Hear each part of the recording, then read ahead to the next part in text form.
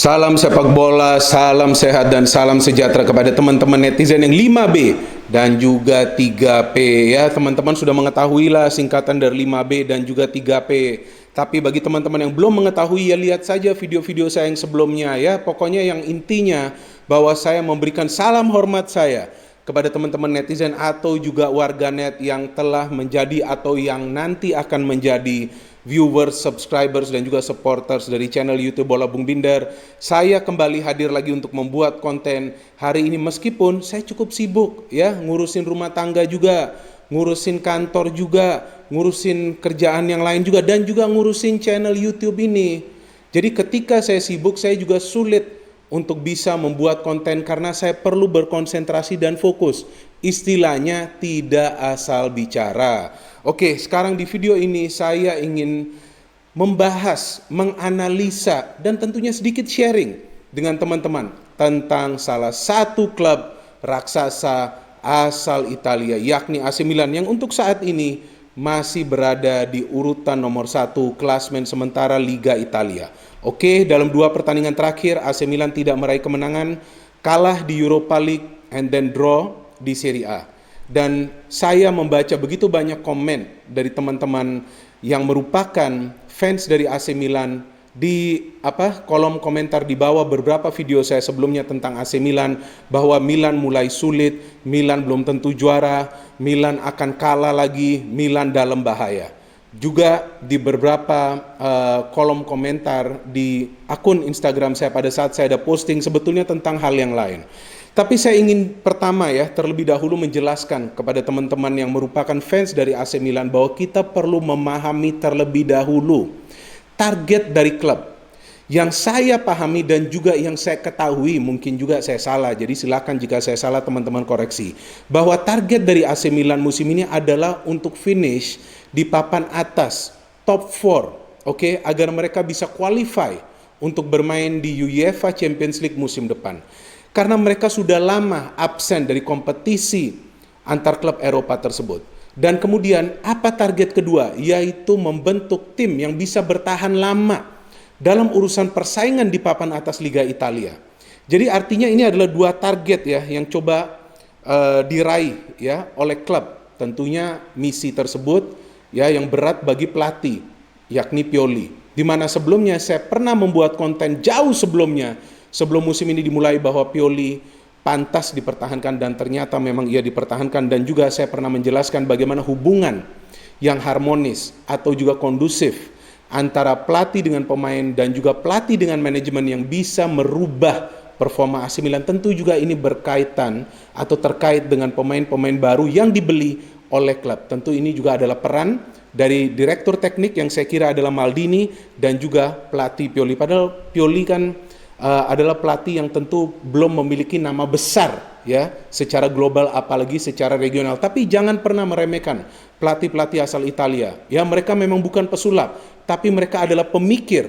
Pemikir adalah orang-orang yang cerdas. Jadi saya kira bahwa Pioli melakukan beberapa perubahan di AC Milan yang membuat AC Milan tampil ekstra ofensif, pokoknya bisa mencetak banyak gol, tapi juga di lini pertahanan lumayanlah impresif, walaupun memang belum solid atau belum sempurna 100%, ya tidak akan pernah. Ya, kesempurnaan itu sulit untuk bisa dicapai dalam sebuah permainan sepak bola. Ada up and down seperti apa yang terjadi di AC Milan saat ini. Oke, sekarang kita membahas bagaimana perkembangan AC Milan ya dalam beberapa pekan terakhir Serie A dan juga ketika mereka sebelumnya bisa meraih kemenangan di Europa League. Hal pertama yang juga perlu kita pahami bahwa Pioli tidak akan selalu menurunkan pemain-pemain yang sama dalam posisi starter pada saat memang Milan bermain di Serie A dan juga Milan bermain di Europa League. Ia perlu melakukan rotasi dan memang lebih sering ia melakukan rotasi tersebut di Europa League. Di mana di Europa League pemain-pemain yang jarang bermain seperti Tonali, Castillejo, ya siapa lagi, Brahim Diaz, kemudian Dalot, ya mungkin ada pemain lainnya ya saya tidak ingat persisnya, diberikan peluang untuk bermain. Tapi yang heran di sini bahwa Zlatan jika fit akan selalu dimainkan sebagai starter di pertandingan Europa League. Kenapa? Ya, itu yang membuat saya bingung. Tapi ketika saya coba pahami keputusan dari Pioli, saya kira bagus juga. Pioli tetap memberikannya ruang untuk tampil sebagai starter karena ia adalah motivator di tim AC Milan saat ini. Tapi teman-teman perhatikan, ia tidak selalu bermain full di pertandingan Europa League. Bisa juga ia keluar di halftime, bisa juga ia keluar pada saat babak kedua telah berjalan sekitar 60-an atau 70-an menit. Jadi bagus juga, memang Zlatan perlu bermain dulu dari awal, kemudian baru ada pemain lain yang diberikan kesempatan bermain, karena paling tidak ia bisa memberikan suntikan determinasi bagi para pemain bahwa setiap pertandingan adalah penting dan perlu dimainkan secara serius. Ya, karena ini adalah klub besar, jadi bukan berarti di Europa League juga mereka bermain-main dengan hanya mencoba untuk menunjukkan keterampilan mereka secara individual, tapi secara teamwork juga tetap perlu sama baiknya seperti AC Milan bermain di Serie A. Yang menjadi persoalan bagi Milan yang berkali-kali kita perhatikan bahwa lini pertahanan ini kan masih bisa dipenetrasi. Kenapa? Karena yang sering diandalkan oleh Pioli di posisi double pivot atau pada saat ada dua gelandang bertahan diturunkan, dua gelandang bertahan tersebut adalah dua gelandang bertahan yang sebetulnya lebih banyak mengandalkan kemampuan untuk menyerang atau backup for attack. Memang mereka juga coba untuk melapisi lini pertahanan, tapi lini pertahanan ini dilapisi pada saat ada salah satu fullback yang naik cukup jauh untuk mendukung serangan. Teman-teman bisa perhatikan sendiri. Maka itu jika teman-teman perhatikan bahwa baik Benacer dan juga Kessie ini sangat terlibat aktif pada saat Milan melakukan transisi dari bertahan ke menyerang. Padahal kan kita tahu juga banyak gelandang menyerang yang bermain bagi Milan. Betul kan? Calhanoglu bisa, Salamakers atau juga Leao. Tapi salah satu dari gelandang bertahan ini pasti naik pada saat ada transisi dari bertahan ke menyerang, yakni counter attack atau juga fast break. Memang mereka bisa melapisi fullback, tapi itu tidak cukup. Oleh karena itu, kedua double pivot ini ya atau dua gelandang bertahan ini tidak banyak melakukan pelanggaran dalam setiap pertandingan. Menurut catatan saya bahwa mereka baru mendapatkan masing-masing satu kartu kuning ya dalam pertandingan beberapa pertandingan yang telah mereka mainkan di Serie A dan juga sama di Europa League. Jadi dalam arti kata lain Milan kurang agresif, kurang keras. Dan itu terlihat dalam dua game di mana mereka tidak bisa meraih kemenangan lawan Lille dan juga lawan Verona. Teman-teman bisa lihat secara statistik jauh lebih unggul kedua tim tersebut untuk melakukan pelanggaran. Padahal dari segi peluang Milan lebih unggul. Contoh di game lawan Verona. Hanya 2 shot on target dari Verona. Mereka bisa mencetak 2 gol. Milan ada 9 shot on target. Hanya bisa mencetak 2 gol. Betul Zlatan ada miss penalti. Tapi kenapa Zlatan lagi miss penalti tersebut? Ya, tapi cukup cerdas juga atau bijak lah ya. Bukan cerdas. Memang Zlatan adalah cerdas. Pemain yang cerdas. Tapi bijak juga lah. Bahwa Zlatan mengutarakan bahwa sekarang ia akan memberikan peluang ke pemain lainnya untuk mengeksekusi penalti karena sudah sering gagal. Dan kemudian bagaimana caranya Milan untuk fight back agresivitas ini? Ya tentu dengan mengandalkan permainan menyerang dengan tidak hanya melakukan serangan mengandalkan lebar lapangan. Karena memang untuk saat ini yang saya amati bahwa Milan lebih sering mengandalkan lebar lapangan untuk melakukan serangan.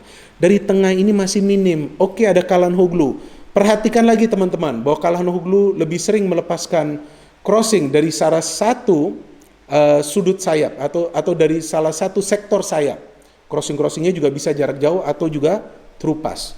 Jarang sekali ia melakukan penetrasi langsung karena memang mereka mempunyai Zlatan atau juga Rebic atau juga Colombo yang bisa bermain di depan yang sifatnya adalah eksekutor atau juga finisher. Jadi memang harus cepat diberikan ke salah satu striker tunggal yang bermain di depan. Memang ini yang akan menjadi pekerjaan rumah bagi Pioli, bagaimana para pemain bisa tampil lebih agresif pada saat tim lawan bermain rapat di belakang, padat di tengah, dan juga bermain keras seperti Verona dan juga Lille.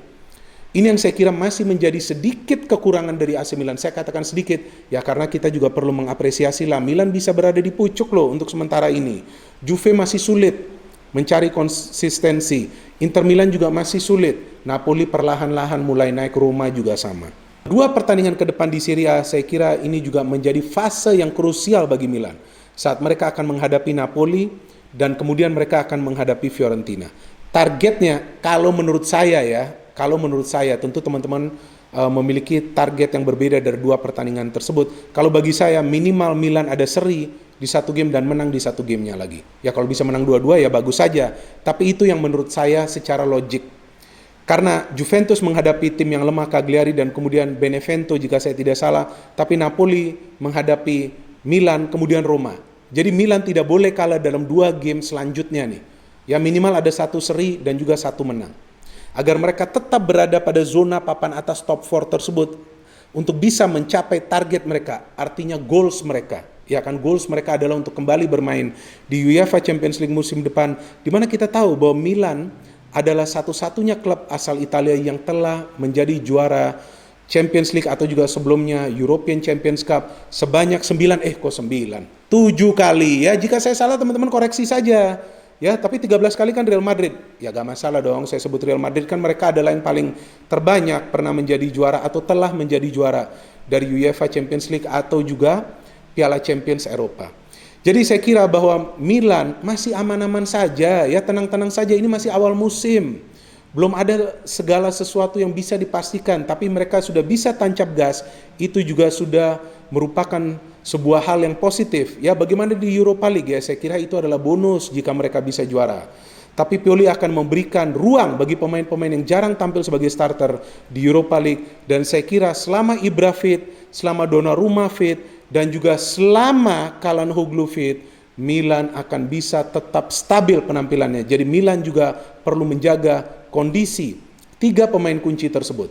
Ya, karena jika mereka ada cedera, saya kira itu bisa saja mengganggu performa AC Milan. Dan lagi-lagi saya ulangi bahwa saran saya kepada teman-teman yang merupakan fans dari AC Milan, mohon bersabar, ya ini semua adalah tahap proses bagi AC Milan. Saya bukan fans Milan terus terang, ya kan?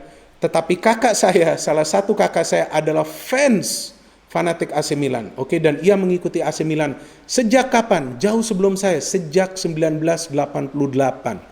Dan ia sendiri untuk saat ini positif, optimis, dan juga penuh keyakinan bahwa Milan akan bisa mencapai target mereka walaupun ia tidak ingin jumawa untuk saat ini.